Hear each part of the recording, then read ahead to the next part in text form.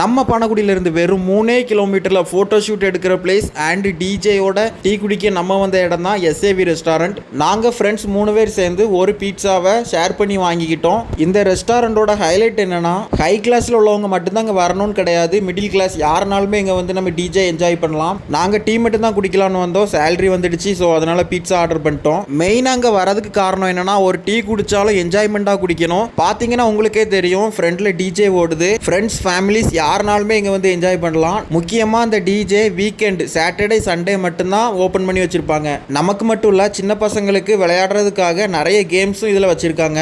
Parking வசதியும் இருக்கு. கிட்டத்தட்ட ஒரு 100 கார் நிற்கிற மாதிரி இங்கே இடம் இருக்கு. லொக்கேஷன் எங்கன்னு பார்த்தீங்கன்னா, காவல் கிணறுலேருந்து பனகுடி வர ஹைவேல SAV restaurant, SAV bulk, SAV super மார்க்கெட்டுக்கு பின்பக்கத்தில் தான் அந்த பிளேஸ் அமைஞ்சிருக்கு. வரக்கூடிய சாட்டர்டே சண்டே எத்தனை பேர் இந்த இடத்துக்கு போறீங்க, இல்லை எத்தனை பேர் போயிருக்கீங்கிறத கமெண்ட்ல சொல்லுங்க.